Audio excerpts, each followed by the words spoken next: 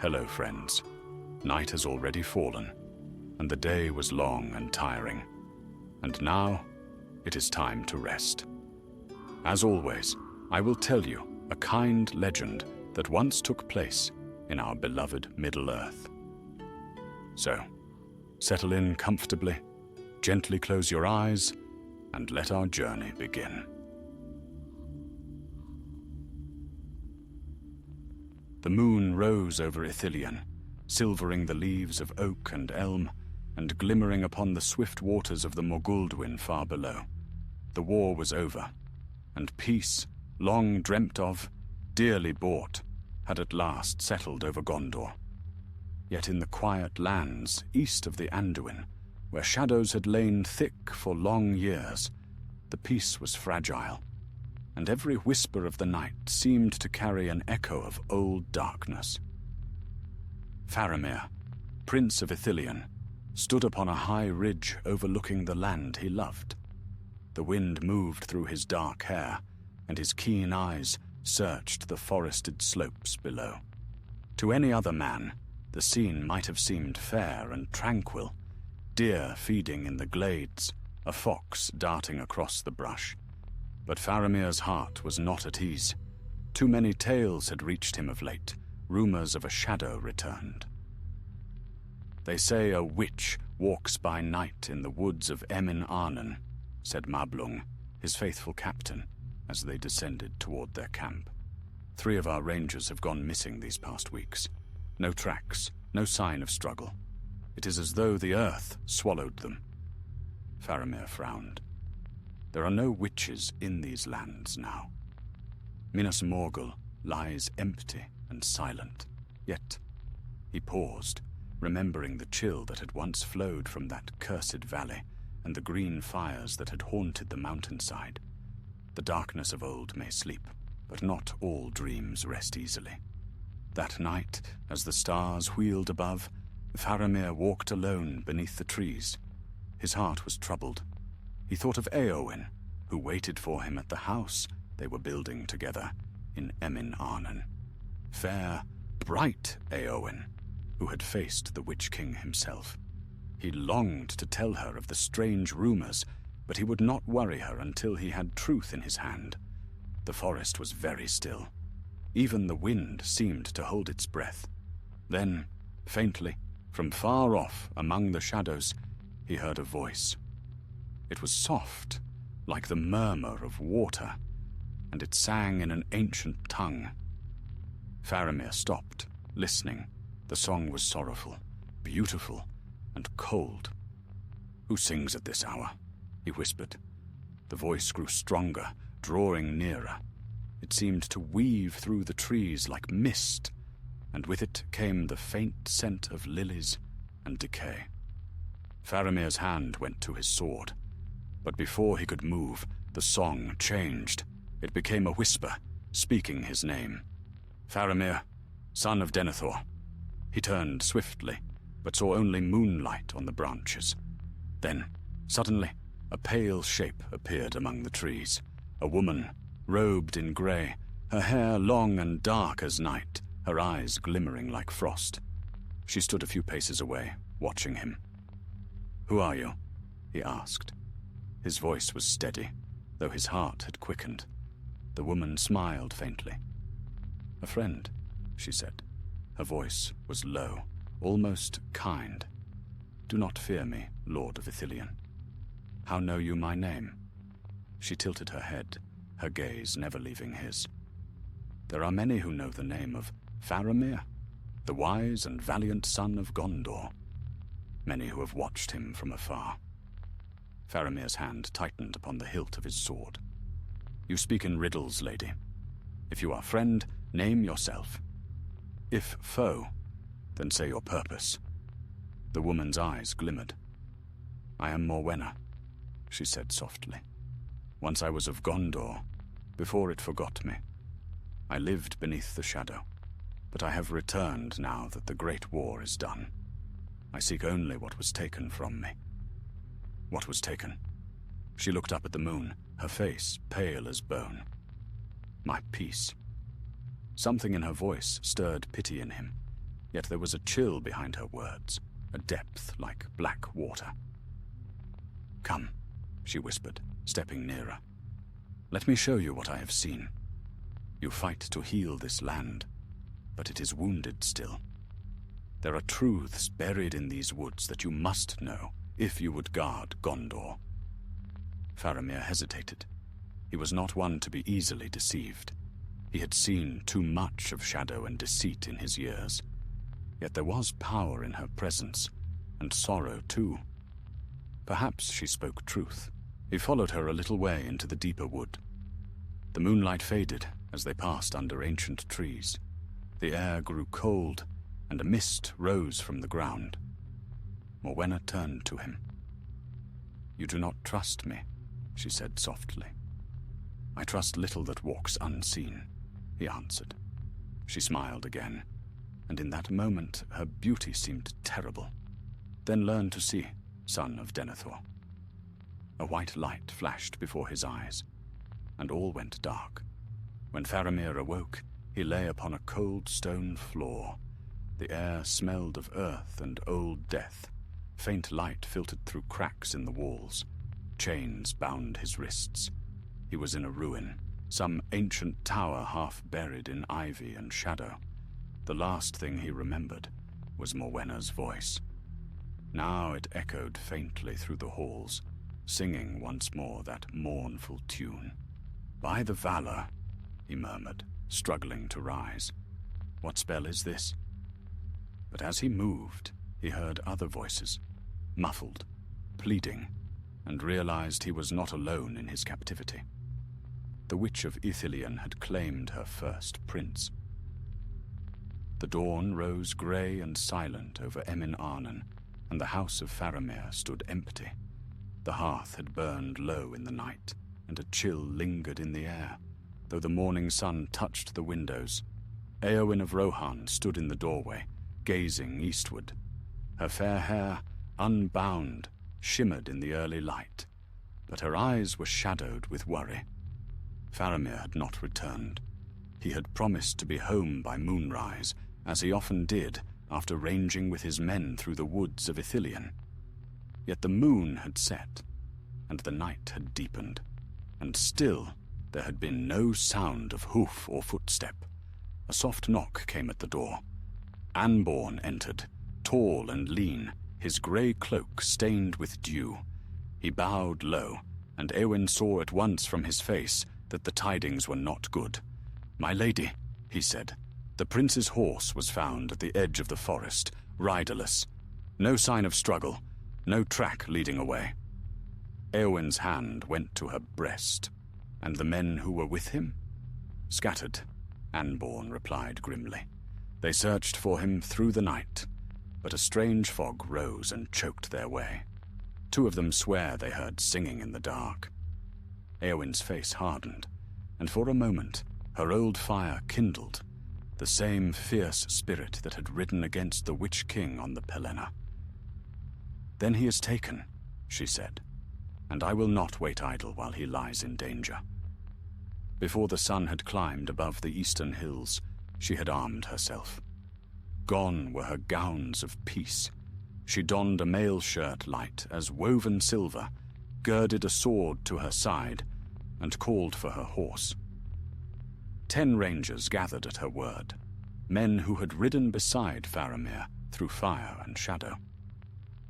"Captain Anborn," she said, as they rode toward the forest's edge, "what place lies yonder, where the mists rise thickest?" "Old ruins, lady," Anborn replied. "Some say it was a watchtower of Gondor before the shadow grew strong, but none go there now. Birds fly not over it, and the trees about it are blackened by some curse." "Then there we shall go," she said. They rode beneath the boughs of the forest, where sunlight broke in pale shafts, and the ground was soft with fallen leaves. All about them, the woods were strangely quiet. No bird sang, no wind stirred. Only the faint echo of hooves broke the stillness. After some hours the path grew dark, choked with ivy and thorns. A smell like damp earth and decay hung in the air. Anborn raised his hand. "We are near," he murmured. The rangers dismounted and moved on foot, swift and silent. Éowyn followed close, her eyes sharp as a hawk's. The forest floor was littered with broken stones, and soon they saw before them the crumbled form of a tower, half hidden by the trees. Its walls leaned, cracked and ancient, and from its windows faint wisps of mist drifted outward. "By the valor," one whispered. "It is the tower of Morwenna." At that name, Éowyn turned to him. "Who is she?" "A sorceress of old," said Anborn. "They say she dwelt in Minas Morgul before its fall. When the city was cleansed, she fled eastward and was lost. But her name lingers in fear. For those who meet her are seldom seen again." A chill passed through Éowyn, though she did not show it. "Then we will see if she dares face me," she said. They crept closer. Around the tower, the earth was bare and grey, as if life itself had withered. The door hung crooked on its hinges.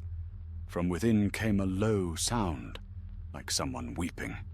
Éowyn motioned for silence, and they entered. The air inside was heavy with dampness.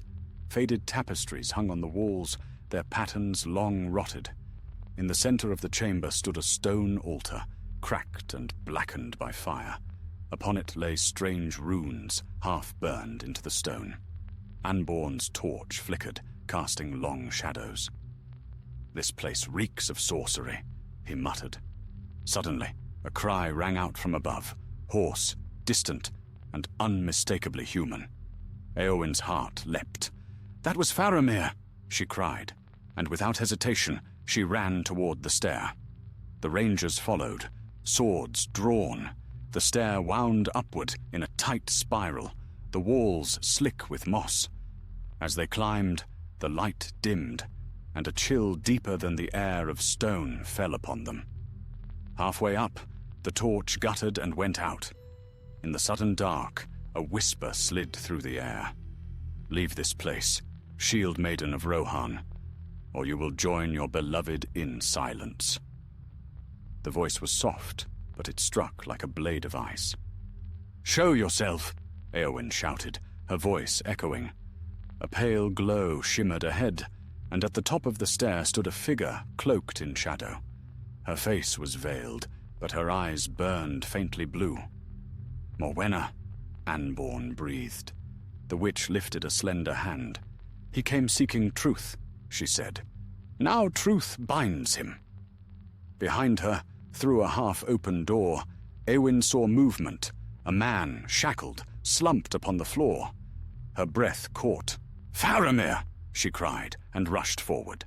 The witch's hand swept downward. A blast of cold air struck them like a storm. The torches flared out. The rangers stumbled back. When Éowyn rose again, the stair behind her had vanished. Only smooth stone remained, sealing the way. She was trapped with the witch. Morwenna lowered her hood. Her face was fair, but deathly pale, her lips like bruised rose petals. "So the slayer of the Witch King comes at last," she said. "Do you think the dark fears you, Lady of Light? The shadow is not so easily ended." Éowyn's sword gleamed as she drew it. "The shadow fell on the Pelennor," she said. "And it shall fall here, too." Morwenna smiled sadly. "Then strike, if you can." At that moment, a strange sound filled the chamber. The same haunting song that Faramir had heard in the woods. The air shimmered, and the witch began to fade, her form dissolving into mist. Éowyn struck, her blade cutting through the vapor. But there was no flesh beneath. The sword met only air. The song ceased, and Morwenna's voice echoed all around her. "You cannot kill what death has already claimed." Then the light went out. When it returned, Éowyn found herself standing alone beside the chained form of her husband. His eyes were open, but distant, and his lips moved faintly, as if murmuring in sleep. "Faramir," she whispered, kneeling beside him. He did not answer. His gaze seemed fixed beyond her, on something unseen. From the shadows above, the witch's laughter drifted down, soft, mocking, and cold. "Wake him if you can," the voice whispered. But his dreams are mine now. And as Éowyn held her husband in her arms, the air around them darkened once more, and the tower groaned like a living thing. Outside, in the forest, the rangers waited, but no sound came from within, save the faint echo of a song that was older than the darkness itself. Éowyn's heart thundered as the cold of the tower pressed in around her. Faramir's skin was pale, his breath shallow, and his lips whispered words she could not understand, words that chilled her to hear, for they were in the tongue of old Mordor. She held him close, shaking him gently, calling his name, but his eyes remained distant, clouded as if veiled by a shadow not of this world. She looked about the chamber. Strange symbols glowed faintly upon the walls, etched into the very stone. They pulsed with a sickly light, like veins filled with slow-moving fire. The air stank of sorcery, and the witch's presence lingered, though unseen. "Faramir," she whispered again, "wake, my love. The darkness cannot claim you, not while I yet breathe." But there came no answer. Below, faint and far off, she heard the muffled shouts of the rangers still searching for a way into the tower. She tried to call back, but her voice seemed swallowed by the stones. It was as though the air itself conspired to hold her captive. Suddenly, a cold wind swept through the room, though no door nor window stood open. The mist gathered once more in the corner of the chamber, twisting and forming until the shape of Morwenna appeared again. Not solid, but as if half made of shadow and moonlight. "So brave, so fair," the witch murmured. "Did you think to defy me with sword and courage alone? The sons of Númenor could not withstand my will, nor will their heirs." "Release him," Éowyn said, rising. "You have no claim upon his soul." Morwenna's eyes burned brighter. "No claim. I have the right of vengeance. Once, long ago, I was wife to a captain of Gondor, left to die when the enemy rose. Denethor's kin forsook us, and I learned the mercy of the shadow. Now I shall teach Gondor the same." "You speak of vengeance, but you serve only ruin," Éowyn replied. "Let go of him, and I will show mercy yet." The witch's laughter was like glass shattering in the cold. "Mercy? You know nothing of it. The dead crave justice, not pardon." Her hand rose, and the runes on the walls flared bright. The light struck Faramir, and he cried out, his body convulsing. Éowyn lunged forward, grasping his shoulders. "Hold to me," she pleaded. "You are of Gondor. Remember who you are." But Morwenna's voice wove through the room, a dark chant that rose and fell like a dirge. The very stones seemed to hum with power. Faramir's eyes opened wide, yet it was not him who looked upon her. His voice, low and cold, spoke words that made her blood run cold. "Leave me, Éowyn of Rohan. The world you love is dust. Gondor will burn, and the forests will bow to shadow once more." Tears stung her eyes. "You are bewitched! Fight her, Faramir! Fight!" But he turned from her, his chains clattering, and the witch's form grew stronger, feeding upon his despair. "Do you see?" Morwenna whispered. "His heart remembers the hopelessness of his father. He is mine now." Éowyn rose, fury blazing within her. "You mistake him for a man of weakness," she said. "He is Faramir, son of Denethor, but not his shadow. He is light reborn in the house of the stewards, and he will not fall while I yet live." Drawing her sword, she raised it high, and the faint light of dawn filtering through the cracks in the stone caught the blade. It gleamed like fire. The witch shrank back, her misty form wavering. "You cannot strike me," she hissed. I am bound to this tower, to the curse that guards it. To break me is to unmake this place, and all within it." "Then so be it," Éowyn said, and drove her sword into the heart of the glowing rune upon the floor. A blinding light filled the chamber. The air howled with the sound of breaking stone and rushing wind. The witch screamed, a cry of fury and pain, and the symbols upon the walls burst one by one, shattering like glass. The tower trembled. Dust fell from the ceiling. Faramir collapsed, the chains breaking as if struck by unseen hands. Éowyn fell beside him, shielding him as fragments of stone rained down. When the light faded, Morwenna's form was gone. Only a dark smear of ash marked the place where she had stood. The air felt lighter, though the ruin still groaned and shuddered as if in mourning. Faramir stirred, his eyes clearing. "Éowyn." His voice was weak, but his hand found hers. "You should not have come." She smiled through her tears.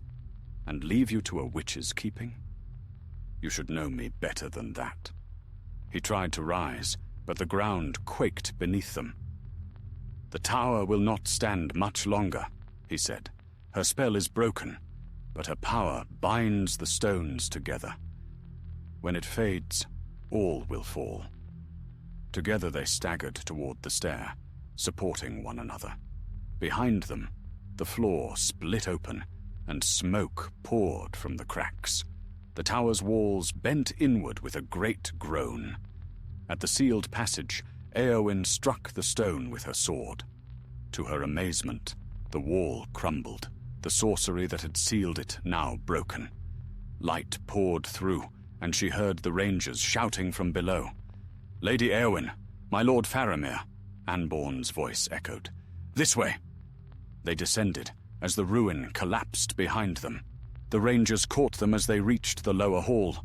Together they fled into the woods, turning only once to look back.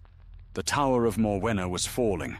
Stones crashed down, dust rising like storm clouds. From within, a last cry echoed, faint, furious, and fading. Then all was still. When at last they stopped, far from the ruin, Faramir turned to the east. "That voice," he murmured. "It was not wholly evil. There was sorrow in it." Éowyn touched his hand. "Let it rest. The dead cannot be mended by pity." He nodded slowly. "You are right, but something of her grief remains. These woods have known much pain. We must cleanse them, so that no shadow stirs again." The rangers bowed their heads. Anborn spoke softly. "Shall we burn the tower, my lord?" Faramir's gaze lingered on the rising smoke. "Aye," he said. "Let fire purify what darkness built. But leave no song nor tale of her, only warning. For evil unspoken fades faster than that which is feared." As the sun rose higher, they watched the fire consume the last of Morwenna's lair.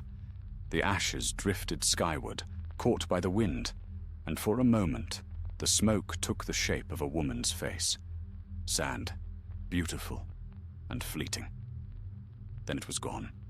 Faramir turned to Éowyn, his arm about her shoulders. "You face the darkness again, my lady," and once more the light endured. She smiled faintly. "Then may this be the last of such trials. Let peace at last take root in Ithilien." He nodded. Peace and remembrance. And together they walked toward the rising sun, leaving behind the ruins and the echoes of an old sorrow, while the forest, freed from its shadow, stirred anew with life, the first birdsong breaking through the silence of many years. Spring came to Ithilien with a gentleness that none had known for many years. The land, once scarred by war, grew green again under Faramir's care. Fields of white blossom spread along the riverbanks, and the laughter of water returned to the streams. From the ruins of the old garrisons, new dwellings rose, fair and strong, built by hands unafraid. And among them, high upon the hills of Emin Arnon, stood the house of Faramir, and Éowyn, the light of Gondor and Rohan united. Yet peace, though dearly won, was not without shadow, for even as the days grew bright, the memory of the witch lingered. At night, the people of Ithilien spoke in low voices of strange dreams, of a woman's cry carried by the wind, of whispers from the eastern woods. The tower had been burned to ash, but the earth there was black still, and no grass would grow upon it. Faramir often rode to that place alone. He said little of what he saw or felt there, but Éowyn knew. Sometimes he would stand long in silence among the ashes, listening as though the wind might answer. And when he returned home, his eyes were heavy, and his voice quiet. One evening, as the stars rose above the vale, Éowyn found him standing by the window of their hall, looking eastward. The light of the hearth flickered upon his face, but his thoughts were far away. "You still hear her," Éowyn said softly. Faramir turned, a faint smile touching his lips.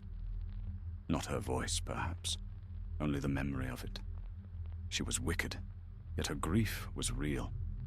It lingers, as all grief does, until it is forgiven. "Forgiven?" Éowyn said. "Would you offer pardon to one who sought to enslave your soul?" He sighed. "Not pardon, but understanding. There is a difference. The men of Gondor wronged many in their pride, in years long past. Some wounds are not healed by fire and sword." Éowyn placed her hand upon his arm. "Then heal them in life, not in sorrow. You are not your father, nor the kings of old. The shadow lies behind us." He looked down at her, and the light returned to his eyes. "You are right. The shadow lies behind, and yet, sometimes, it turns its face toward us once more." Even as he spoke, a tremor passed through the ground. The candles flickered, and the horses outside stamped uneasily. From the woods below came a faint sound, a low, mournful horn, as though blown by no living hand. Both froze. "That came from the east," Éowyn whispered. Faramir seized his cloak and sword. "The tower's ruins," he said. "Stay here, my love." But Éowyn's answer was sharp and clear. "I stayed once before when you rode into danger. Never again." Within moments they were riding through the moonlit woods, their horses swift as the wind. The rangers of Ithilien, hearing the horn as well, joined them on the road. Anborn rode at their head, grim-faced. The men who guard the border saw a light lord, pale and cold, rising from the ashes. No man dared go near. When they came to the place, they found it much as it had been, a mound of blackened stone, ringed by withered trees. But a strange mist hung there, glowing faintly in the moonlight. The air was still, yet carried a faint, sorrowful sound, as though many voices wept beneath the earth. "Stay back," Faramir said, dismounting. He walked forward alone, his sword drawn. The mist thickened about him, curling like living smoke. Then, through the haze, a figure appeared, faint and wavering, but unmistakable. It was Morwenna. Her face was pale and sorrowful, her eyes dim. "Why have you returned?" Faramir said quietly. Her lips moved, but no sound came. The mist shivered, and he heard her voice within his mind. Soft, weary, no longer cruel. "I am bound, not by will, but by curse. The shadow holds me still, until what was broken is made whole." "What was broken?" The spirit's gaze turned toward the forest. "My grave lies unmarked. My name was cast away. Without remembrance, no soul may rest." Faramir sheathed his sword. "Then you seek not vengeance, but peace?" The ghost nodded faintly. "Let the land remember me not in fear, but in sorrow. Then the curse shall fade." Éowyn stepped forward, her voice steady. "If truth be in you, then speak your name, that we may set it down and give you rest." The spirit seemed to waver, as though stirred by wind. Morwenna, daughter of Amdirian of Losonak, once healer, then servant of Shadow. The name hung in the air like a sigh. Slowly, the mist began to thin. Faramir turned to his men. "Bring stone and earth. We shall raise a cairn here to mark her passing. Let her rest in the soil she once defiled, and let it cleanse her." Unborn hesitated.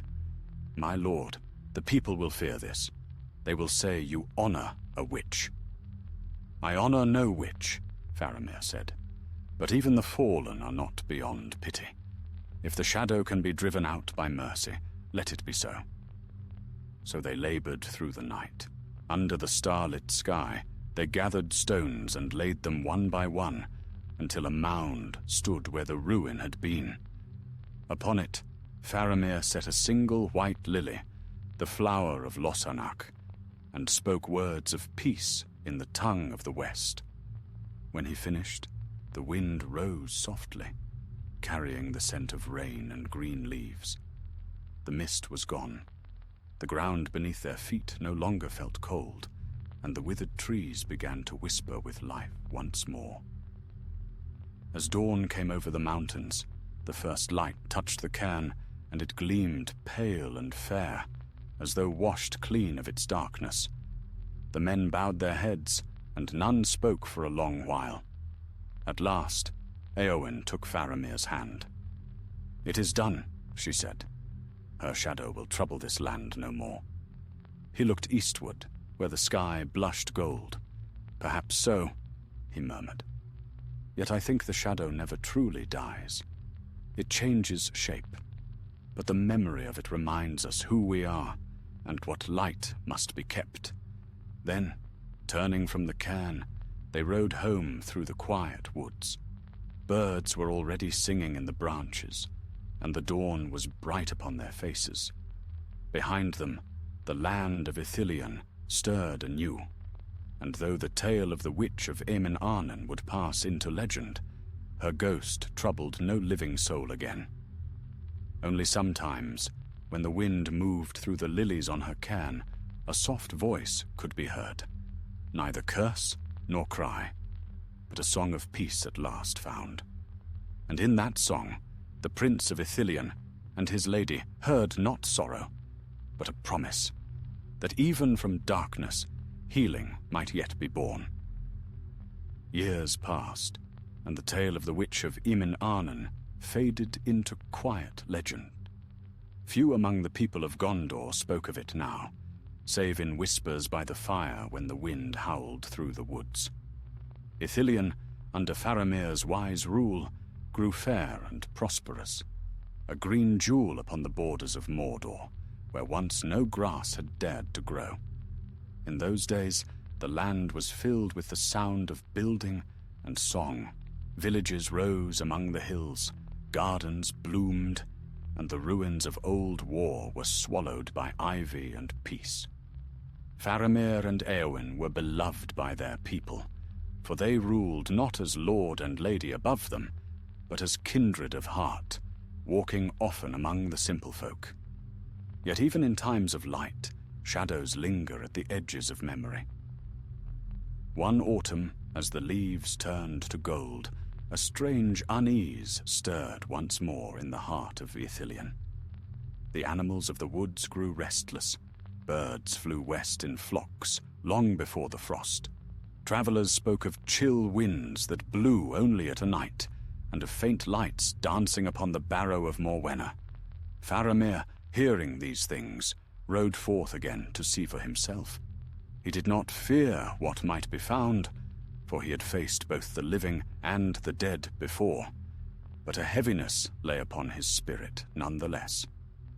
The cairn stood as they had left it, a mound of white stone overgrown with grass and wild flowers. Yet the earth around it was strangely bare, as though something stirred beneath. The rangers who guarded that place bowed as he approached. "My lord," said Anborn, now grizzled and grey at the temples, "for 3 nights the ground has trembled. The men hear whispers in their sleep. a woman's voice calling, as if from deep within the earth. Faramir laid his hand upon the stones. They were cold, though the sun shone warmly upon them. He knelt and pressed his ear to the mound. For a moment he heard nothing, and then faintly, as though from leagues below, a sound like sighing. He rose slowly. "It is not the witch's spirit," he said. "That much I feel. Something else has awoken beneath her grave. Something older." Older. Anborn frowned. What could sleep here that even the witch feared? Faramir's gaze wandered toward the east, where the dark mountains of Mordor loomed in the distance. "Not all evil perished with Sauron," he said. "The roots of shadow go deep, and sometimes they twist through the souls of men. We must learn what lies here before it spreads." That night he summoned wise men and lawmasters from Minas Tirith. Among them came Meneldir, a scholar of the archives, carrying scrolls bound in red and black. In the hall of Emin Arnon, beneath flickering lamps, they spoke long of the histories of that region. "It is written," said Meneldir, unrolling a cracked parchment, "that before the tower of Morwenna was raised, the hill was known as Amon Erith, the Hill of Spirits. The ancient tribes of the East laid their dead there long before Gondor was founded. Some among them worshipped dark powers of the earth. It is said their priests bound themselves to the stones, so that death would not part them from their oaths." Éowyn shivered. "Then Morwenna built her tower upon cursed ground. Perhaps that is why her soul was never free." Faramir nodded. "If that is so, the curse may yet lie restless. We cannot let it fester." He ordered that the mound be opened. Despite the protests of his men, for none liked to disturb the dead, they went forth at dawn. The work was hard and grim. As the stones were lifted away, a chill mist seeped upward, and the ground quaked beneath their feet. At last, they uncovered the entrance to an ancient chamber, a narrow stair leading down into darkness. The air that rose from below was heavy with the smell of damp earth and something far fouler. "Bring torches," said Faramir, his hand upon the hilt of his sword. "I will go first." "Lord," Anborn said, "this is no task for you alone." "I will not send others where I will not go myself," Faramir answered. Éowyn stood beside him. "Then you will not go alone," she said simply. So they descended together, followed by a few brave men. The stair wound deep beneath the hill, carved of black stone, veined with pale crystal that gleamed faintly as they passed. The deeper they went, the colder the air became. At last they came to a great vault, its ceiling lost in shadow. The torches flickered, casting strange shapes on the walls, carvings of faces twisted in pain, of hands reaching upward. In the center of the chamber stood a stone sarcophagus, covered in dust and spiderweb. Upon it lay a sword so old it seemed made of shadow itself. Meneldir bowed his head. "This is no tomb of men. The markings are in the tongue of the East, older even than Númenor." Faramir approached the sarcophagus. Strange runes ran along its edge. He brushed the dust aside and read aloud. "Here lies Uvathar, servant of the Nine, he who swore death would not end his watch." The men stepped back, for that name was one of dread, a lesser wraith who had served the Nazgûl in the wars of old. Éowyn's hand tightened upon her torch. "Then this was the source of her power," she said. "She built her tower upon his grave." "Perhaps not by chance," Faramir murmured. "Perhaps she was drawn here, as if by his will." As he spoke, a sound rose from the sarcophagus, faint, hollow, like breath drawn through stone. The sword upon the lid trembled. "Back!" cried Anborn. The torches flared as a black vapor burst forth, swirling into the air. Within the darkness, 2 pale eyes opened, cold and pitiless. "You should not have come," hissed a voice, dry as old earth. "The witch served me. Now she sleeps, and I wake."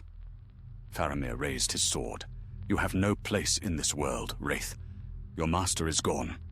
Return to the void." But the voice only laughed, a thin, cold sound that echoed through the vault. "Gone? No. He is silence now, but silence endures. You are the blood of the stewards, the keepers of the throne that betrayed him. I will feed upon your hope." The shadows thickened, coiling like serpents. Faramir stood firm, his blade gleaming. Éowyn came to his side, the light of her torch burning bright. Together they held the darkness at bay. "By the light of the west," Faramir cried, "I cast you out!" The wraith shrieked, recoiling as the torchlight struck it. The air trembled with its fury. Then, with a sound like breaking stone, the sarcophagus split apart, and the black form burst upward, through the roof of the chamber, through the soil above, into the open night. The ground shook. Trees bent beneath a sudden wind. From afar, the people of Ithilien saw a shadow rise above the hill, vast and fleeting, and then vanish into the eastern sky. When the shaking ceased, Faramir and his company climbed out into the pale dawn. The cairn was gone, the earth torn open. Only a dark hollow remained, silent and cold. Faramir looked to the horizon. "It is not ended," he said quietly. "The witch's rest was broken by what lay beneath. The wraith has fled, but not far. We must hunt it before it finds new strength." Éowyn's gaze followed his. "Then we will hunt it together," she said. "For if this darkness rises again, we shall not let it take root in our land."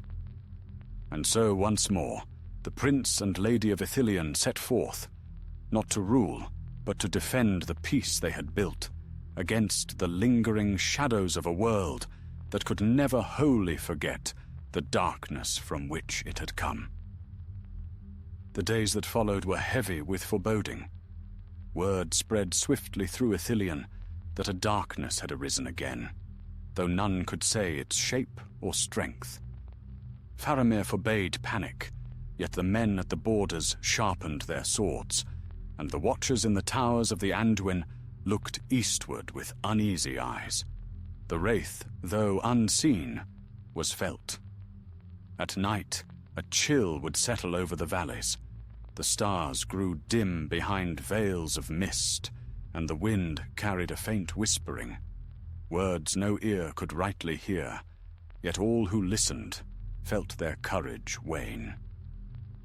Crops withered where the shadow passed, and in the woods the creatures of the night grew restless and bold.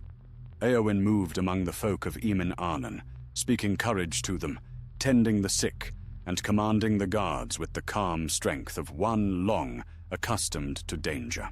Yet even she, when the nights were longest, would wake from uneasy dreams of wings without form, and a face pale as ash, whispering her husband's name. Faramir himself grew troubled. Though he kept his composure before his men, he felt a strange weariness upon his spirit, as though the wraith's malice sought him out in silence. Often he walked the battlements long into the night, his thoughts heavy and dark. One evening, as the sun sank red behind the mountains, Anborn came swiftly to him. "My lord," he said, "the scouts have returned. The shadow moves eastward toward the Efeldueth. They found the prints of no living creature, yet the trees were scorched, and the very air stank of death." "Then it seeks to return to its old haunt," Faramir said. "It would rebuild its strength in the ruins of Minas Morgul, where once the Nine held sway." He turned to Éowyn, who stood beside him. "If it roots itself there, none can drive it forth again. We must strike before it takes form." She nodded. "Then we ride at dawn." So it was that a small host gathered. 50 rangers, chosen for their courage and silence. They rode under no banner and carried no horn, for secrecy was their ally. Faramir led them, and Éowyn rode at his side. The moon was full as they departed, pale light glinting upon their helms. They journeyed for 2 days through the wilds, passing into the darker lands near the Morgulduin. There the air grew foul again, tainted by the long years of shadow. The grass was blackened, and the streams ran cold as if poisoned. No bird sang, and their horses moved uneasily, tossing their heads at every whisper of the wind. On the 3rd night, they made camp upon a ridge overlooking the valley where Minas Morgul once stood. The city was gone now, a ruin of shattered stone and overgrown paths. Yet even in ruin it seemed to breathe.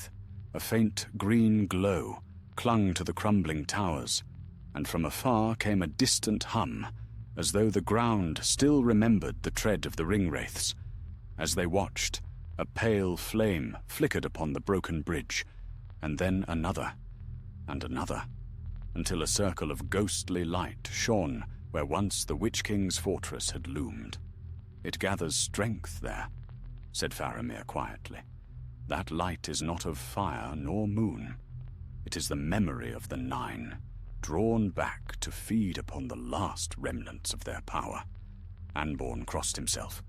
"By the Valar, it is an evil place. None should walk there." "Yet walk there we must," Faramir said. "For if this spirit takes form, it will seek a body, and Gondor will know terror once more." That night, while the rangers rested in uneasy silence, Faramir and Éowyn stood together upon the ridge. Below them, the pale fire burned steadily. "Does it ever end?" Éowyn asked softly. "We fought the Dark Lord and saw him fall. We burned the witch's tower and laid her to rest. Yet still, evil rises, like smoke that cannot be dispelled." Faramir looked eastward. "Perhaps it does not end. Not truly.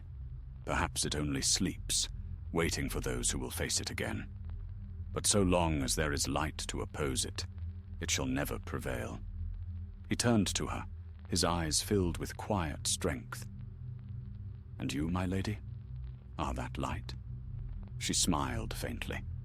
"Then we must both burn bright, lest the night consume us." Before dawn, they descended into the valley. The air grew cold and heavy, and a mist coiled about their feet. The ruins loomed like broken teeth against the pale sky. They crossed the cracked stones of the bridge in silence, their torches dimmed by the fog. As they neared the heart of the city, they saw it. A figure standing among the shattered pillars, tall and dark, its face hidden beneath a hood of shadow. A black sword hung at its side, and its presence filled the air with dread. Faramir drew his blade. "Uvathar," he said, "servant of the Nine, your time is ended. Go back to the void." The figure lifted its head. Beneath the hood, 2 eyes burned faintly red. Its voice was low, hollow, and cold as the grave. "You cannot banish me, son of Denethor.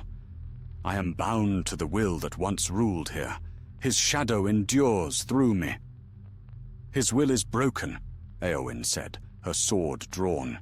"And your master was undone by the courage of the free peoples, by men and women who feared neither death nor darkness." The wraith's form shuddered. "You," it hissed, "the slayer of the Witch King, I know your hand. You carry his doom within you." Then it raised its sword, and the ground trembled. A ring of pale fire burst forth around it, casting a ghastly light upon the ruins. The rangers cried out as the air filled with whispers, the echoes of the Nazgul, crying from the void. Faramir stood firm, his cloak whipping in the wind. "By the light of the west and the blood of Gondor," he shouted, "I cast you down!" He lifted his sword high, and its blade shone with a white light, the light of the stars reflected in steel. Éowyn joined her voice to his, crying words of power taught her in Rohan. Old and strong, the wraith shrieked, staggering backward as the light pierced its form. The fire about it flared white, then blue. "Fools," it roared, "you cannot slay that which is not flesh." "Then we shall unmake you," Faramir said, and together he and Éowyn struck. Their blades met the heart of the shadow, and for an instant the world was filled with blinding light. A great wind swept through the valley, scattering the mist. The ruins shook, and the last echo of the wraith's cry faded into silence. When the light dimmed, the figure was gone. Only the black sword remained, lying upon the stone, its edge cracked and dull. Faramir sheathed his blade and looked to the east. The glow of Minas Morgul was gone. At last, the valley lay dark and still. Éowyn came to his side, her hair tangled by the wind. "It is ended," she said. He took her hand, and for a moment they stood together in the silent ruins. "Ended for now," Faramir murmured. "But the memory of darkness will always dwell here. Perhaps that is the world's way of reminding us what must never return."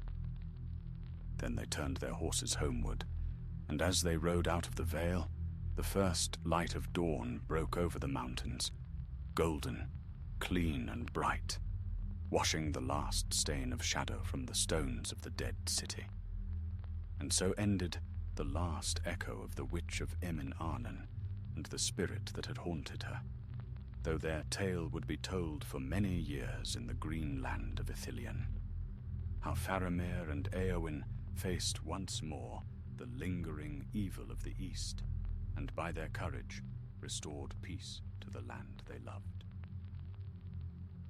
The victory in the Vale of Minas Morgul didn't pass unnoticed. Word of it reached the White City within days, carried by swift riders who had seen the strange lights vanish from the eastern mountains. The people of Gondor rejoiced, for they believed another shadow had been banished forever. Yet Faramir knew well that victory did not always mean peace, and that darkness had many forms, some quiet and unseen. He and Éowyn returned to Ithilien weary but unbroken, their small company hailed as heroes by those who tended the borders. Songs were sung that night in Emin Arnon, though softly, for the memory of the wraith's cry still lingered in men's hearts. As dawn came, Faramir stood upon the balcony of his hall and looked out over the mists rising from the Anduin. The light touched his face, and for the first time in many days, his heart was lightened. "Ithilien is safe again," Éowyn said beside him. "For now," he replied, "but we mustn't forget what lies beneath peace. The shadow is ever waiting to be called." She looked upon him fondly. "You speak as one still burdened, my lord. Do you not trust in the days to come?" Faramir smiled faintly. "I trust in them, and in you. Yet I cannot forget what we have seen, how easily despair takes root. It was the same with my father. In every shadow he feared defeat. I swore I would not walk that path." Éowyn reached and took his hand. "Then walk another. Let this be an age not of fear, but of renewal. We have seen too much death. It is time to tend to life." And so, through her counsel and his wisdom, the lands of Ithilien prospered. Men from the northern fiefs came to settle there, and elves from Ithilien's woods aided them in secret, for Legolas and his kin still walked beneath the trees by night. Gardens grew upon the hillsides, and fair roads linked the new villages to the city beyond the river. But as the land healed, another silence settled, not one of dread, but of mystery. Rangers spoke of strange lights wandering the borders of Mordor, not wicked as before, but soft and pale, like lanterns of starlight. Faramir ordered that no harm come to them. "They are only memories," he said, "the last ghosts of a dying world." It was in those days that Faramir began the work he loved most, the restoration of the ancient lore of Gondor. The great archives of Osgiliath had been lost in the wars. Yet many fragments remained. He sent for scribes, scholars, and lore masters, gathering them in Emin Arnon to rebuild the wisdom of old. Among them came Meneldir once more, and others of keen mind from the north and south. Together they wrote of what had passed, the fall of Sauron, the cleansing of Ithilien, and the strange fate of the witch who had once haunted its woods. But Faramir commanded that her name be written not with hatred. "Let her tale be warning and remembrance," he said. "For pity is the stronger light, and memory its flame." Years rolled onward, and the reign of King Elessar was long and bright. Yet even kings cannot still the march of time. In the 20th year of the Fourth Age, a great storm swept across Gondor. Rivers overflowed their banks, and lightning struck the forests of Emin Arnon. Many trees fell, and one bolt smote the hill where Morwenna's cairn had stood. The mound split open, and rain washed the earth away, revealing the black stones beneath. When word of this reached Faramir, he rode out once more to see. Though his hair was touched with grey, and his bearing was that of a seasoned lord, he still wore the cloak of a ranger, and his eyes were as clear as they had ever been. Éowyn rode with him, unwilling to be left behind. They found the place much changed. The hill was scarred by the storm, and the stones of the cairn were scattered. Yet what drew their eyes most was a single white flower that had grown from the center of the ruin, a star-shaped bloom that shone faintly even under the clouds. Éowyn knelt beside it. "Strange," she murmured. "This flower is of no kind I have seen before. It grows from death itself." Faramir looked upon it thoughtfully. Perhaps death is not the end. Morwenna's soul was freed from darkness, and maybe this is her peace made visible, the sign that her spirit has found rest. He ordered that the flower be guarded, but not disturbed. The people of Ithilien came to call it Elenar, the star bloom, and it became a token of hope. Each spring, more of its kind appeared upon the hills, spreading slowly westward, until even the meadows near Osgiliath were touched by their light. Seasons passed, and in time, the name of the witch was forgotten by all save the lore masters. The land healed so thoroughly that few believed it had ever been cursed. Yet Faramir knew the truth of things, that peace is born not from forgetting, but from forgiveness. One summer evening, long after the storm, he walked again through the woods of Ithilien, where the leaves whispered softly overhead. Éowyn was with him, their hands entwined. "Do you ever tire of these walks?" she asked with a smile. "Never," he said. "Each time I walk here, I am reminded of what was, and of what must be guarded. The shadow may sleep, but it dreams still. Our duty is to keep it dreaming, never waking." As they walked, the air grew still. The light of sunset filtered through the trees, casting a golden glow upon the path. Suddenly, a faint voice drifted through the air, soft like the sigh of the wind. It was a song, gentle and sad, in no tongue they knew. Éowyn paused, her face pale. "Do you hear it?" Faramir nodded. "Aye, it is not of evil. Listen." The song lingered a while and faded. Then, upon the breeze, came the faint scent of lilies. "Peace," he said quietly. "It is peace." They lingered there as the stars came out, listening to the quiet rustle of leaves. And though they could not know whose spirit sang, whether Morwenna's or another's, they felt a strange contentment. The past had not been undone, but it had been healed. When they returned home, Faramir stood upon his balcony once more. The night was clear, the moon full, and the stars burned bright above the dark line of the Efelduath. He turned to Éowyn and smiled. "At last," he said, "Ithilien is truly free." And so it was. For though the memory of the witch of Emin Arnon lingered in tales and song, her shadow had passed utterly, leaving only the light of what she might once have been. And in that light, the people of Ithilien found strength, not in war, but in the quiet courage of remembrance. Thus the land flourished long under the care of its lord and lady, until the name of Faramir became one with the green hills and clear rivers of Ithilien, a name spoken not in fear, but in reverence, as one who had faced the darkness and chosen the light. And beyond all, in the deep places of the world, where forgotten spirits drifted like leaves upon unseen waters, a voice once bound by grief at last found silence. Not the silence of despair, but of peace unbroken, where even sorrow could sleep.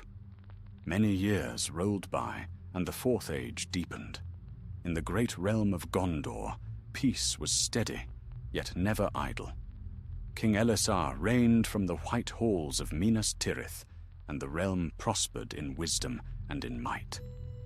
In the green country east of the river, Ithilien blossomed beyond all memory, its woods alive with bird song, its meadows bright with flowers.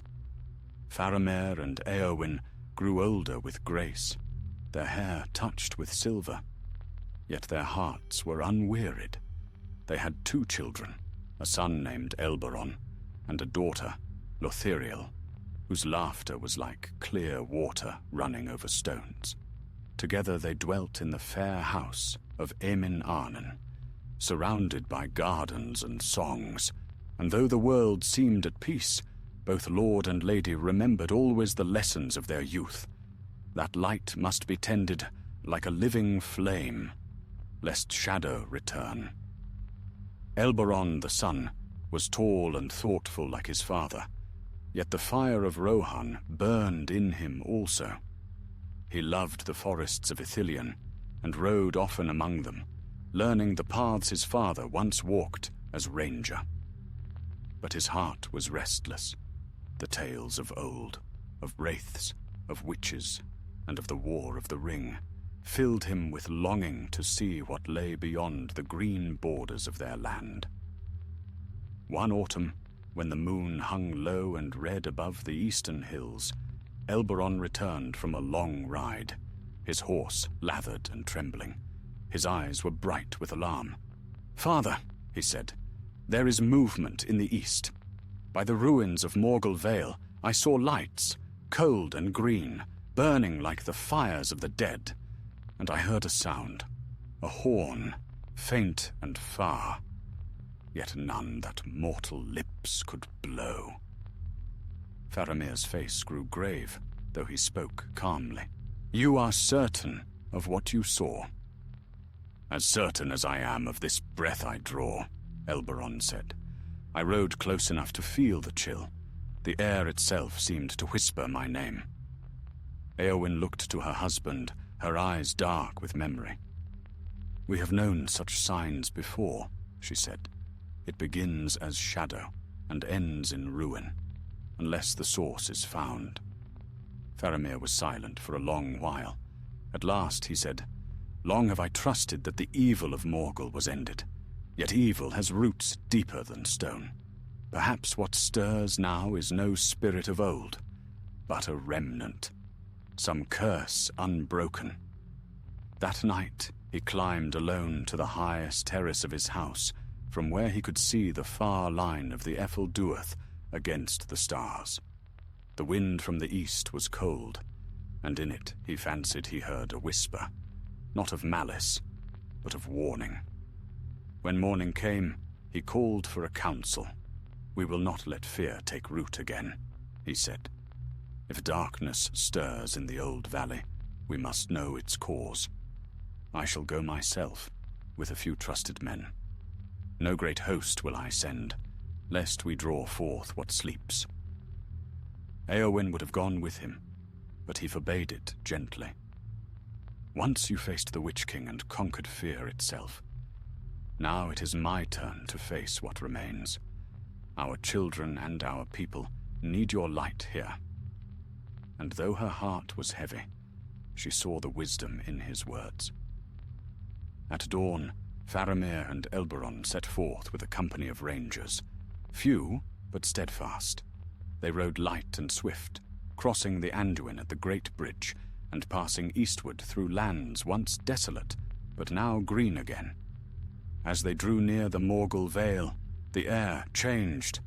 The grass grew thin, and the earth beneath the hooves of their horses turned grey.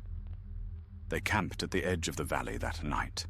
Faramir forbade fire, for the glow of any flame seemed swallowed by the dark. The men lay in uneasy rest, and Faramir dreamed, not of battle, but of a woman's voice, soft and sorrowful, calling from beneath the earth. He woke before dawn, the cold breath of the mountains upon him. Elberon stood nearby, gazing eastward. "Father," he said quietly, "look." Out of the shadowed vale, a faint light was rising, pale green, wavering like mist. It grew brighter, spreading across the ruins. Then, in the stillness of the morning, came a single note of a horn, low, hollow, and ancient. The rangers stirred, drawing their blades. Faramir raised his hand. "Hold fast," he said. "Let no man strike until I command it." Slowly, he rode forward into the vale, his son beside him. The ruins of Minas Morgul loomed like broken bones, the stones slick with cold dew. The light seemed to pulse from within the ground itself, flowing like water along the cracks and crevices. At the heart of the valley, where once the tower had stood, they found a new mound of earth, small, yet fresh, as if raised by unseen hands. Upon it grew a single white flower, star-shaped and faintly glowing. Faramir dismounted, kneeling beside it.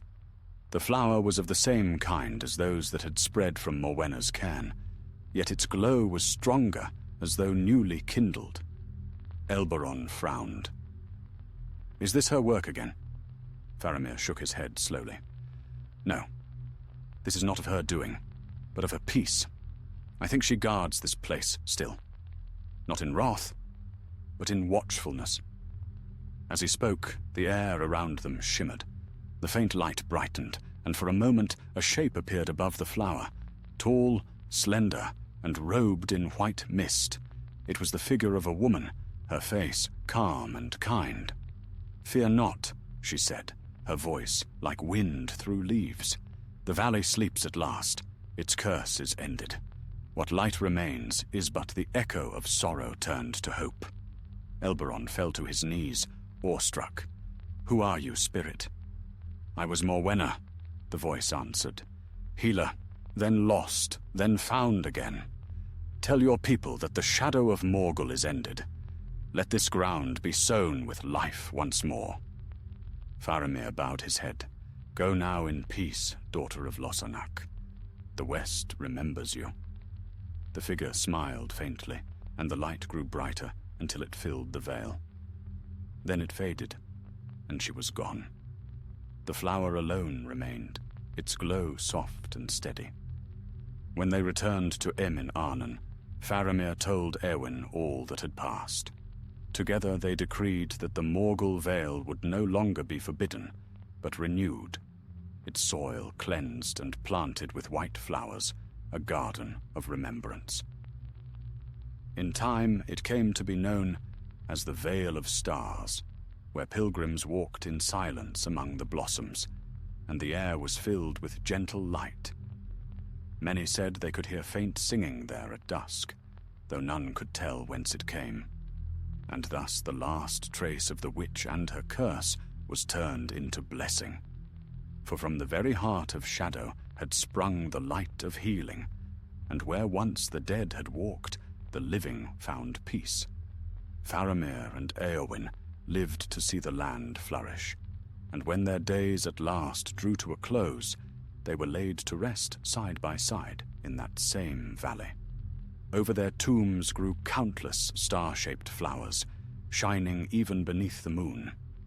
And so, long after their names had passed into legend, Ithilien remained what they had made it, a land of green and of hope, guarded by the memory of two hearts steadfast in light. In the twilight of his years, Faramir often walked alone through the gardens of Emin Arnon. The world had changed beyond recognition since the dark days of his youth, and though peace had endured across the kingdoms of men, his heart remained ever watchful. He had learned in his long life that darkness did not always come in the form of war. Sometimes it came softly, as forgetfulness, or the slow fading of memory. He paused beside the fountain in the central court, where the white star flowers of Ithilien had taken root and grown thick, spreading their soft glow beneath the moonlight. Their scent filled the air, faint, sweet, and clean. Éowyn had loved these blooms, calling them the children of the star, for she said they carried within them a light that no shadow could dim. Now she was gone, laid to rest many years before him in the Vale of Stars. He visited her tomb often, speaking to her as though she still stood beside him. "You were right, my love," he murmured one night, his voice low beneath the whispering leaves. Peace was not the end, but the beginning. And yet, the world moves ever onward, and memory fades. He sighed and turned his gaze eastward, to where the mountains of Mordor lay hidden in the distance, their peaks veiled by mist. It was said that strange lights were sometimes seen there, not of shadow but of silver hue, the ghosts of stars reflected in the old ruins. The people no longer feared them. They called them the Watchers of Ithilien, and many believed them to be the spirits of Faramir and Éowyn, guarding the borders of their land. But Faramir, who still lived, knew that tales had a life of their own, and sometimes truth was woven among them like gold thread through a dark cloth. That winter was colder than any in living memory. Snow fell upon Ithilien for the first time in many years, cloaking the green woods in silence. The rivers slowed, the air grew still, and the night seemed longer than before. Elberon, now prince in his father's stead, rode often between Emin Arnon and Minas Tirith, bearing news to the king's court.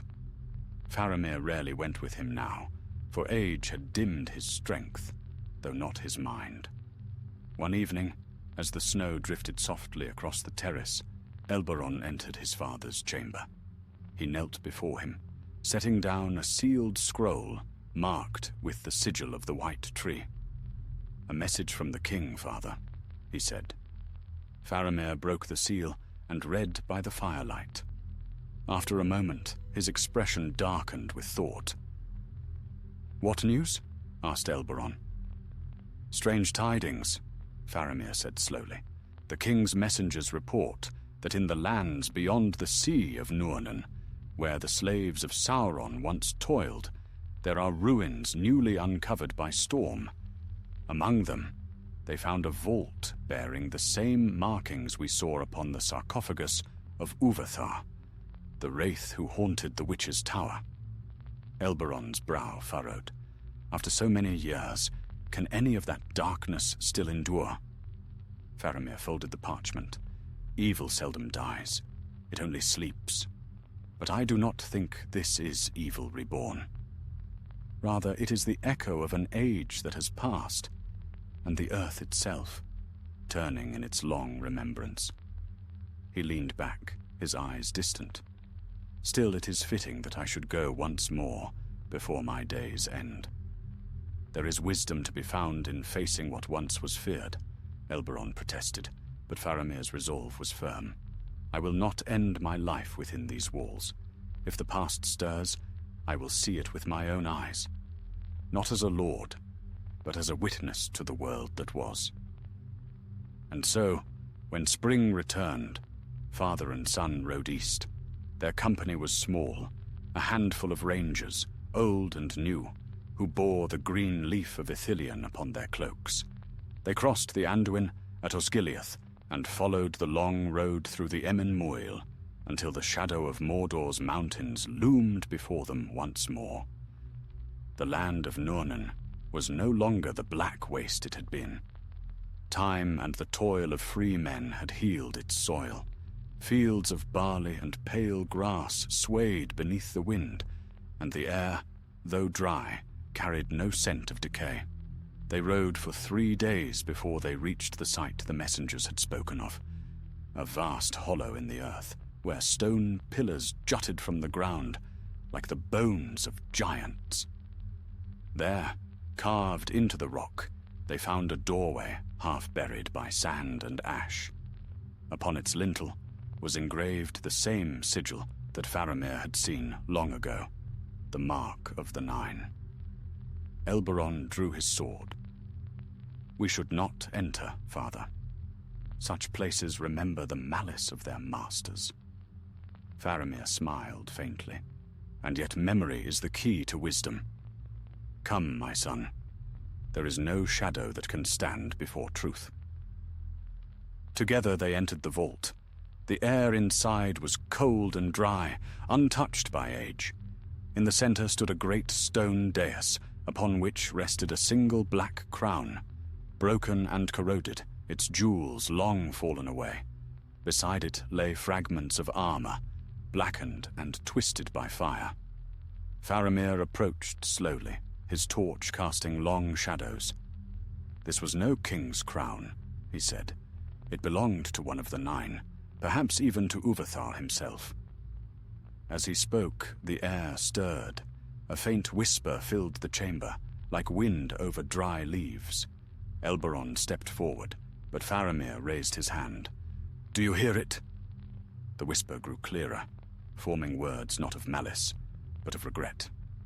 "We are gone, forgotten, the world no longer ours."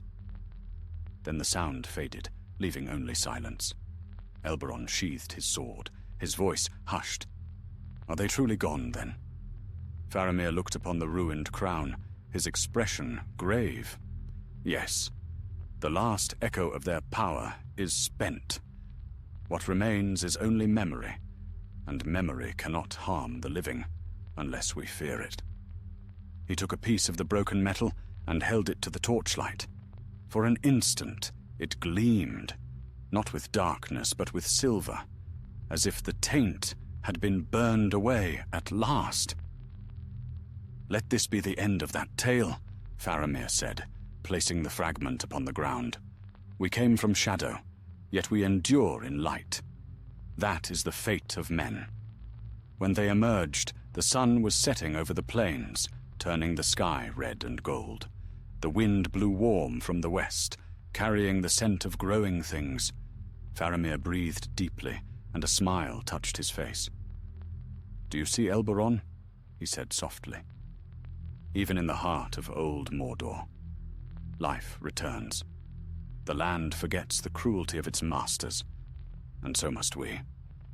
Only through remembrance without fear can the world be made whole." They rode home in peace. In the years that followed, Faramir grew frail but content. He spent his last days beneath the trees of Ithilien, teaching his grandchildren the old songs of Gondor and the stories of the West. And when at last his time came, he passed quietly, his hand resting upon the windowsill that looked east, where the first light of dawn touched the hills. So ended the life of Faramir, son of Denethor, steward of Gondor, and prince of Ithilien, a man who walked through shadow and found peace beyond it.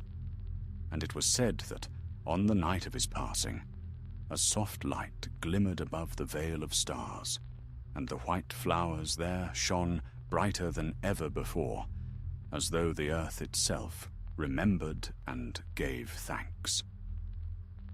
When the prince of Ithilien was gone from the circles of the world, the land he had loved seemed to grieve for him.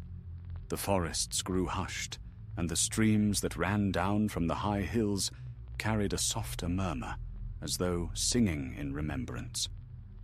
Yet the peace that Faramir had built endured. Elberon ruled wisely in his stead, following the counsel of his father's teachings, and Éowyn's courage lived on in him and in his children. Many years passed, and the house of Emin Arnon became a beacon of learning and grace. Lore masters gathered there, and healers came from far and wide to study the arts that Faramir and his lady had tended. The star flowers of Ithilien spread through all the land, glowing faintly at dusk, so that even travelers upon the distant roads of Horondor spoke of the silver gardens of the north. Yet with the passing of time came change. The reign of King Elessar drew to its end, and his son, Eldarion, took the throne. Under his rule, the realms of men flourished still, but the ancient memory of darkness grew faint in the hearts of the people. Few now spoke of the War of the Ring, or of the Witch of Emin Arnon, or of the shadowed towers of old. The world was turning to a new age, and the echoes of the past began to fade into myth. One evening, long after these changes, Elberon stood upon the terrace of the house his father had built. His hair was silver, and his hands bore the lines of long labor, yet his eyes were still bright and searching. Beside him stood his daughter, Nareth, who had the keen look of the Rangers and the bright spirit of Rohan in her blood. She had grown restless of late, her heart drawn to wander beyond the green borders of their home. "Father," she said, as the moon rose over the Anduin, "why do you look always to the east? There is nothing there now but stone and ruin. The world has healed. Why should we keep watching what no longer threaten us?" Elberon smiled faintly, as his father once had. "Because, child, it is the east that remembers. The land may heal, but the earth keeps its secrets, and the wind carries whispers that the wise still heed. A man who forgets where the shadow once lay may not see it rising again." "But if the shadow never rises," she asked, stepping closer, "then we watch forever for a ghost that will not come." "Perhaps," he said quietly, "but it is better to watch for a ghost than to be caught blind by a storm. Our duty is not only to fight darkness, but to guard the peace that follows. That is what your grandsire taught me." She lowered her gaze. "And yet the world grows weary of such watchfulness. The young care for building, not remembering. They say old tales weigh down the heart." Elberon placed a hand upon her shoulder. "Then carry those tales lightly, my daughter. Not as a burden, but as a lantern. For the light of remembrance is what guides the steps of those who come after." Nereth nodded, though her thoughts were far away. That night she dreamed of the Vale of Stars, where her ancestors lay. She saw the white flowers swaying in the moonlight, and a voice like wind upon water called her name. When she woke, the sound of it lingered still, soft and sorrowful. At dawn, she saddled her horse and rode alone into the east. The morning was pale, and mist hung over the river as she crossed the bridge of Osgiliath. Beyond lay the green slopes of Ithilien, fair and quiet beneath the rising sun. She rode for a day and a night, until at last she came to the vale where Faramir and Éowyn slept. The starflowers grew thick there, blanketing the ground in silver and white. She dismounted and walked among them, her heart filled with awe. The air was cool and clear, and the whisper of the wind through the flowers was like a song without words.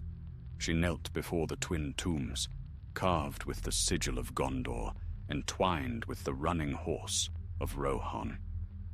"My forebears," she whispered, "I have come to see the peace you built. The world has forgotten much, but I will not. Teach me how to keep the watch you began." For a moment, all was still.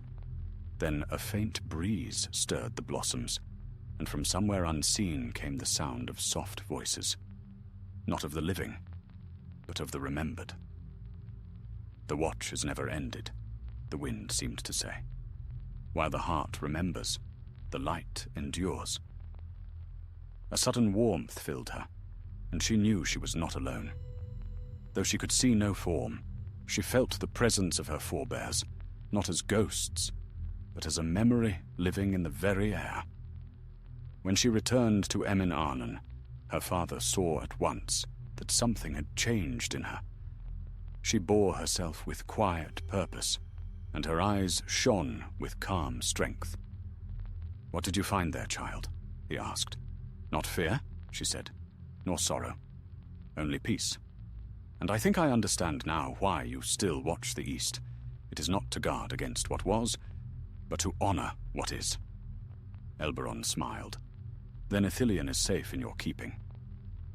And so it was.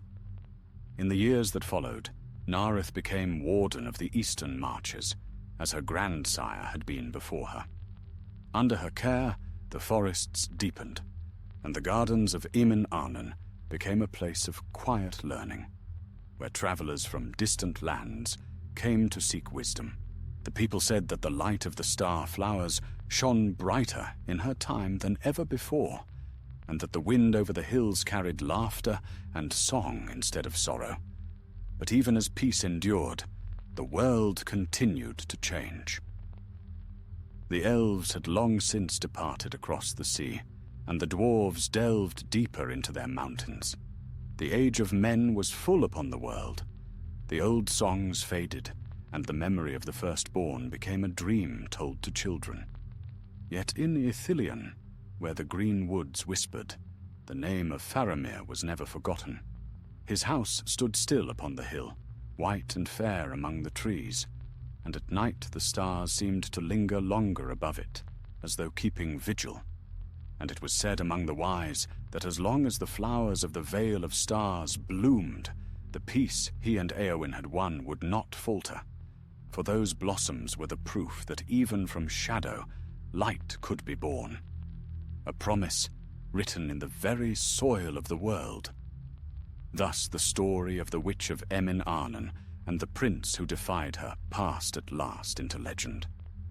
Some said her spirit walked no more, for she had found her rest.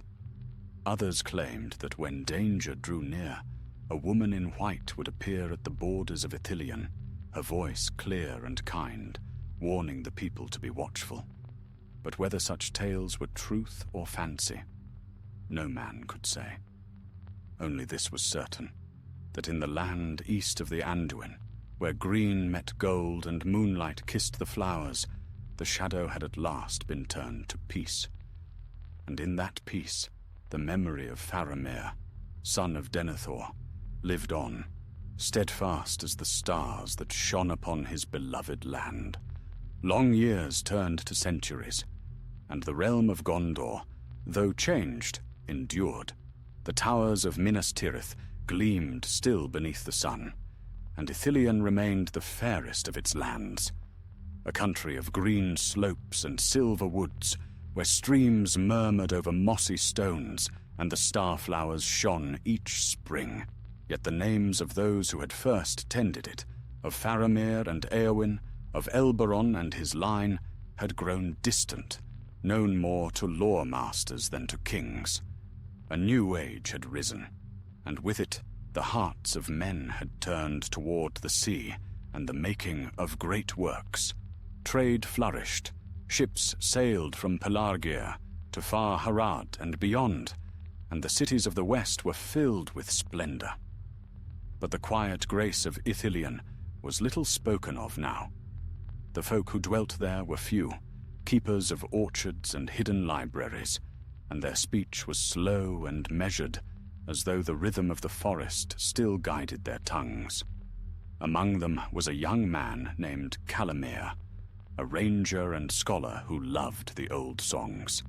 He had grown up in Emin Arnon, in the shadow of the White House, where the stewards of long ago had dwelt. The building still stood, its white walls veiled by ivy, its halls filled with silence and dust. Yet within it, the library endured, and Faramir spent many nights by the dim light of a single lamp, reading from scrolls written in the hand of princes long dead. It was there he found the tale of Faramir and the witch of Emin Arnon. The writing was faded, the ink brown with age, but the story was whole. Every word of courage, mercy, and shadow preserved as though written yesterday. Faramir read it in awe, and though it spoke of ancient things, he felt the pulse of life within its lines. One night, as he sat beside the window reading, a wind rose outside. The lamps flickered, and the scent of rain drifted through the open shutters. He looked up, and for a moment he thought he saw a figure standing among the trees below, pale and still, clothed in a faint white light. Then it was gone. He closed the book slowly. "A dream," he murmured. Yet his heart was restless. The next morning, he went to the elders of the valley, those who kept the memory of the old house. "The story speaks of a witch who became a guardian," he said. "Do any among you know if her spirit still walks these woods?" The eldest among them, a woman named Ireland, smiled faintly. "We do not speak of witches here," she said. "Only of the lady who guards our peace. She has been seen by few, and always in times of change. When storms rise, or the earth trembles, her light is seen upon the hills." Faramir's curiosity grew. "And the prince? Faramir? Do you believe his spirit lingers too?" The old woman's eyes glimmered. "Who can say what becomes of the faithful? Perhaps he is with her, beyond the circles of the world. But his memory remains. Every stone of this valley bears his mark. The trees whisper his name when the wind passes through them." That night, Faramir walked alone into the Vale of Stars. The moon was full, and the white flowers shone like fallen constellations. He knelt beside the twin tombs and laid his hand upon the stone. "My lord and lady," he whispered, "your tale is not forgotten. Yet the world has changed, and few remember the shadow you overcame. If any of your spirit remains, grant me wisdom, that I may keep your memory living." The air grew still. Then, softly, a voice answered, not from without, but from within his mind, gentle as a sigh. "Remember not the shadow, but the light that overcame it. That is our gift to you." Faramir's heart leapt, and he bowed his head. When he rose, the valley seemed brighter, and the flowers trembled as though touched by unseen hands.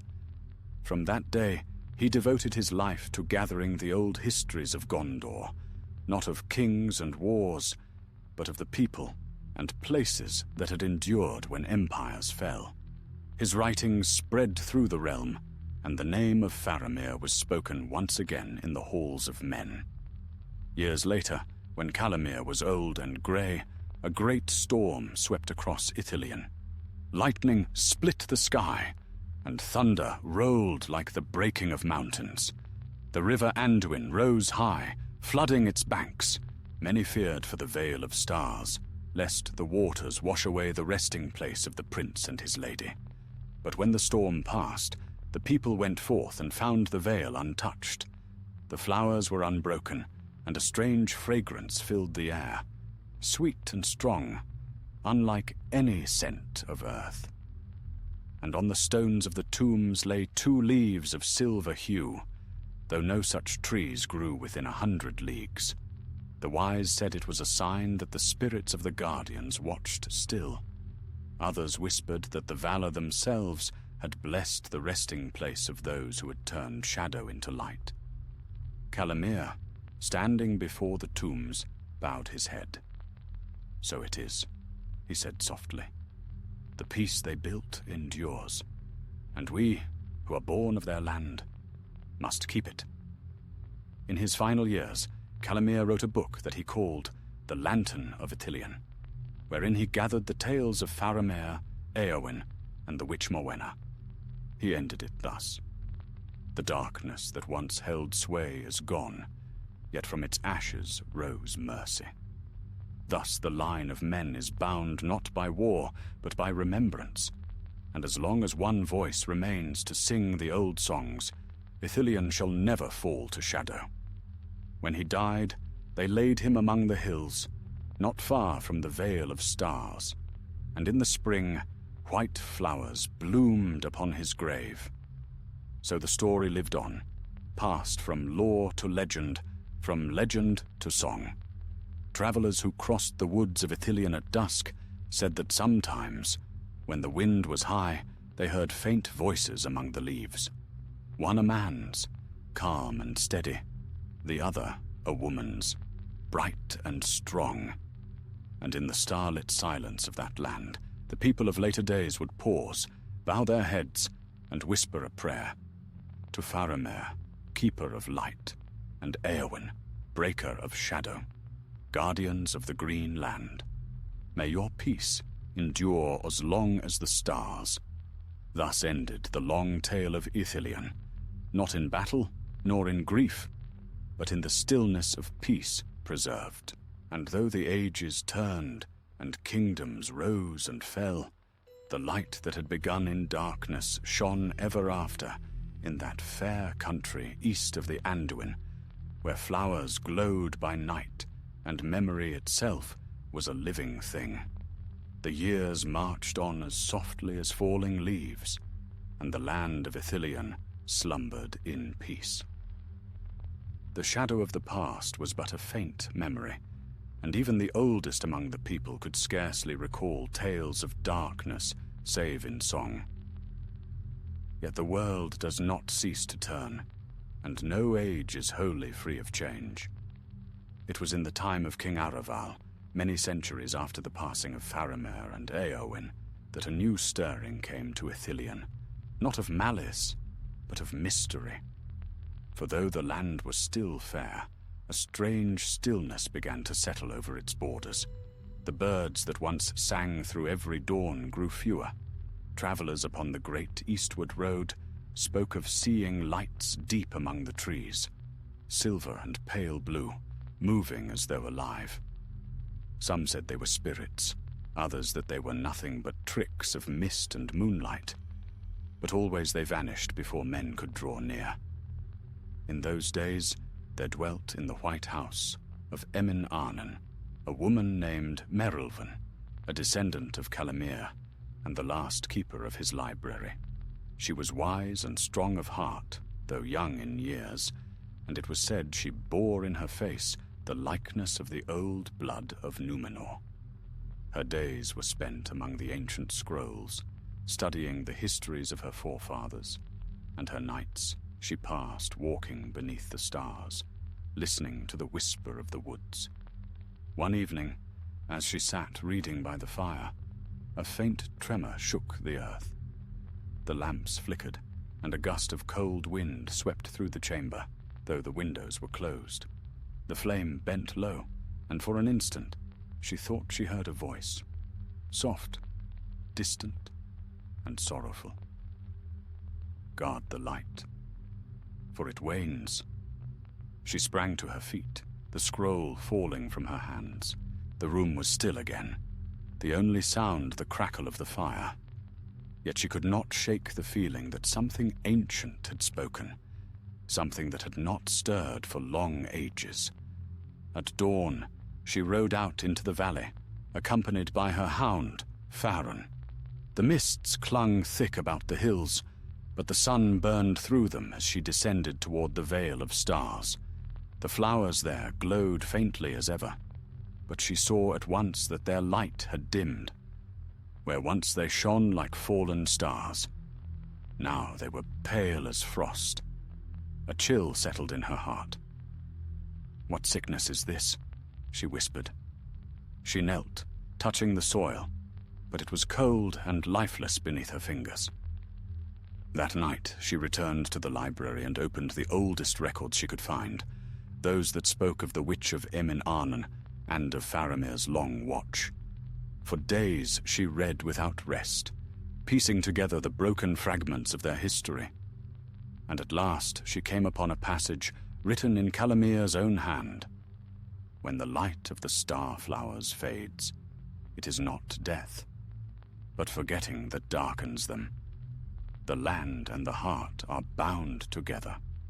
If the people cease to remember, the Guardian's peace will sleep, and Ithilien shall fall into silence. Merylwen closed the book slowly. Then it is not the earth that grows cold, she said, but the hearts of men. She resolved to act. Summoning the people of Emin Arnon, she spoke before them in the great hall, her voice clear and steady.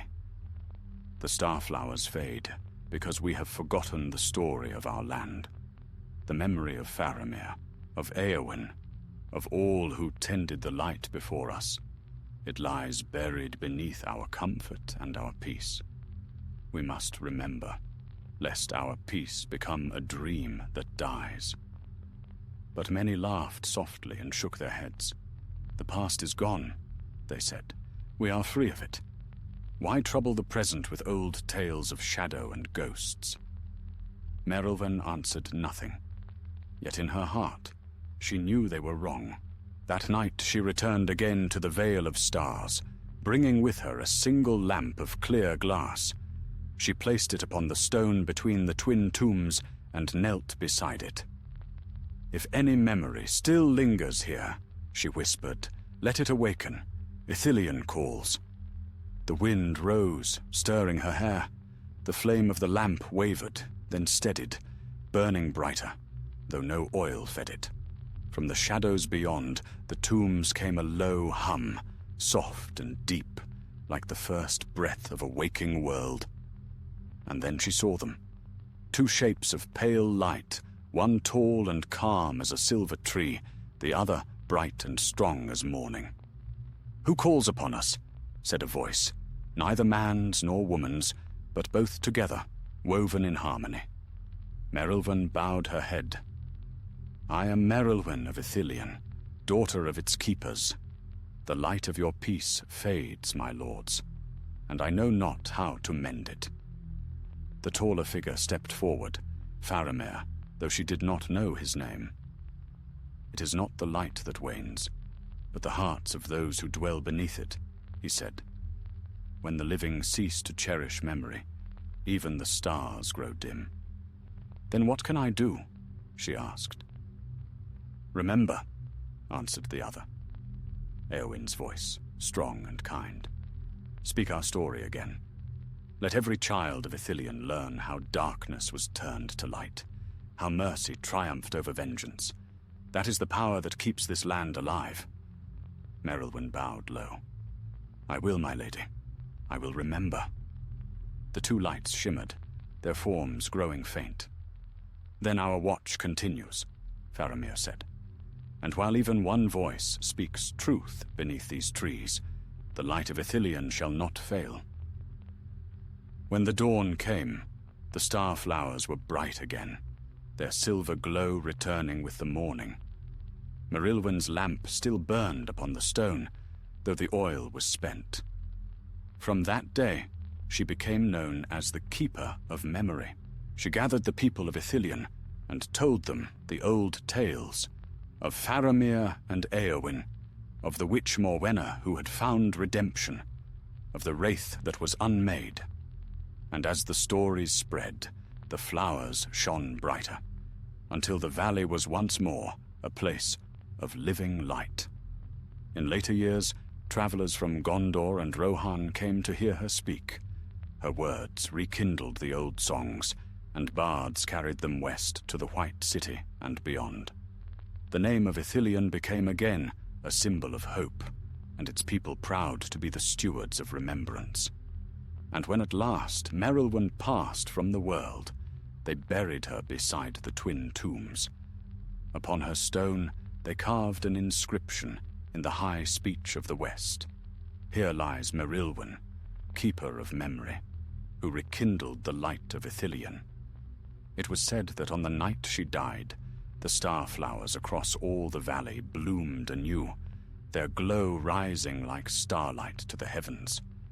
And far above, the stars themselves seemed to burn a little brighter, as if the world, in its long turning, had paused to remember. The tale of Merylwen, the keeper of memory, passed into song, and for long years the people of Ithilien spoke her name with reverence. Once more the veil of stars glowed bright at night, and the old stories of Faramir and Éowyn, of the witch and the wraith, were sung by firelight in every village and hall. Yet even the brightest flame flickers when winds of forgetfulness rise, and as centuries passed, the world changed again. The might of Gondor waned. The kings of the west grew few, and their dominion far stretched. New realms rose beyond the mountains, and seafarers spoke of lands unseen by the eyes of men. But Ithilien endured, quiet and green, a remnant of the elder days. It was said that no evil entered its woods, for the very trees remembered their guardians. Still fewer and fewer came to dwell there, for men of the later age sought cities of stone, not forests of peace. So it was that Emin Arnon fell silent once more. The White House, though whole, was veiled in ivy and quiet dust. Owls roosted beneath its eaves, and deer wandered through its gardens. Only a few scholars remained in its halls, keepers of the old archives, who tended the books, though few now read them. Among these was a young scholar named Aranor, the last of the line of the keepers. He was a thoughtful man, dark-haired and patient, with the keen eyes of one who looks beyond what is seen. He had grown up hearing the legends of Ithilien from his mother, who told them as if they were her own memories. Yet to him, they were stories only. Beautiful, yes, but distant as starlight. One midsummer's eve, as the cicadas hummed and the air was heavy with the scent of blossoms, Aranor sat beneath the stars, reading by the glow of a silver lamp. The book before him was the oldest in the library, the Lantern of Ithilien, bound in leather blackened with age. He had read it many times, yet that night a strange unease stirred in him. The lines seemed to shift before his eyes, the letters faintly glowing like embers. Then, softly, a whisper came from the open window. Aranor. He turned swiftly, his heart pounding. The garden beyond lay still. Yet in the far distance, over the dark slopes of Emin Arnon, a faint light shimmered, cold and silver, rising and falling like breath. He rose, closing the book. The air had changed.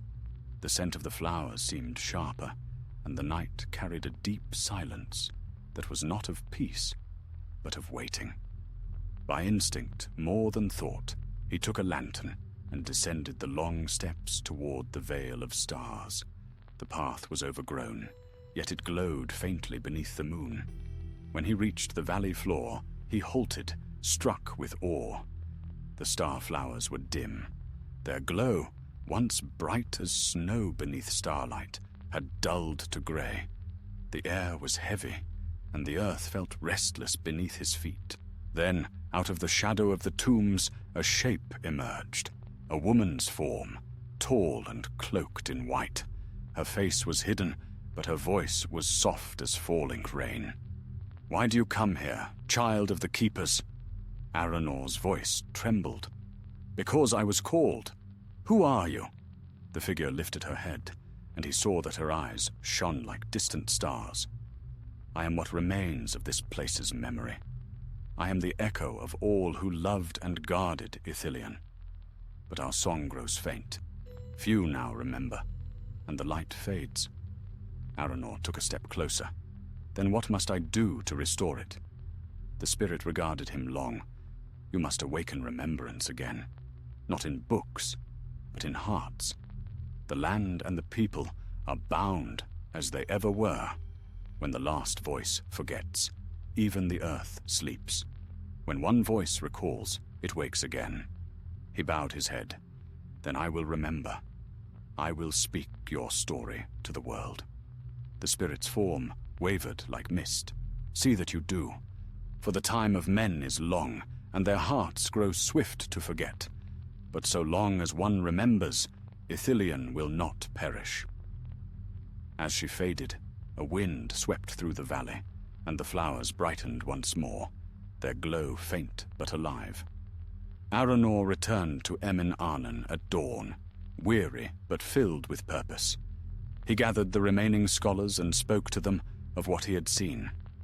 Many doubted him, saying the vision was born of dreams. But Aranor only smiled. Dream or no, it carries truth. Ithilien's memory must be kept alive, not through our books alone, but through our living deeds. And so he began his great work. He restored the gardens and called the scattered folk back to the land. Children were taught the old songs. The tale of Faramir and Éowyn was written anew in fair script and read aloud at every midsummer feast. Travelers from the west came again, drawn by whispers of the shining valley, and the people of Gondor remembered that there had once been a place where shadow was turned to light. In his old age, Aranor built a new hall beside the tombs, open to the sky, where torches burned through the night and voices rose in song. He named it the Hall of the Lanterns, and there, each year, the people gathered to celebrate the memory of the Guardians. One midsummer night, as the festival ended and the people departed, Aranor lingered alone in the hall. The moon rode high, and the starflowers glowed like a sea of silver beneath him. He leaned upon his staff, gazing at the twin tombs. "We have kept your memory, my lords," he said softly. "But tell me, will it ever be enough?" A gentle wind stirred, carrying with it the faintest of voices, a man's and a woman's, speaking as one. Enough and more. For while the tale is told, we endure. Aranor smiled, tears glimmering in his eyes. Then the tale shall never end. And so it was. When at last his years were spent, the people of Ithilien laid him to rest beside Merilwen and the princes of old. Upon his stone they carved, "Here lies Oranor, the Rememberer, who rekindled the song of Ithilien." After him, the Hall of Lanterns was tended by many hands, each passing its flame to the next. And in the deep nights when the moon was full, travelers swore they saw 3 lights burning upon the hill, one golden, one silver, and one pale as starlight, moving together among the flowers. Thus the Guardians kept their vigil still, not as shadows, but as memories made light. And so long as Ithilien endured, their story did also, a beacon through the long ages of men, reminding the world that even the darkest shadow can become the seed of peace. In the twilight of the Fourth Age, when the lands of Gondor were wide and full of peace, a quiet wonder still dwelt in the green country east of the Anduin. Ithilien, though no longer the seat of princes nor the dwelling of lords, remained a place apart, a realm of whispers and memory, where the song of water and leaf mingled with the voices of ages past. The house of Emin Arnon stood yet, white and weathered, half hidden beneath ivy and golden creepers.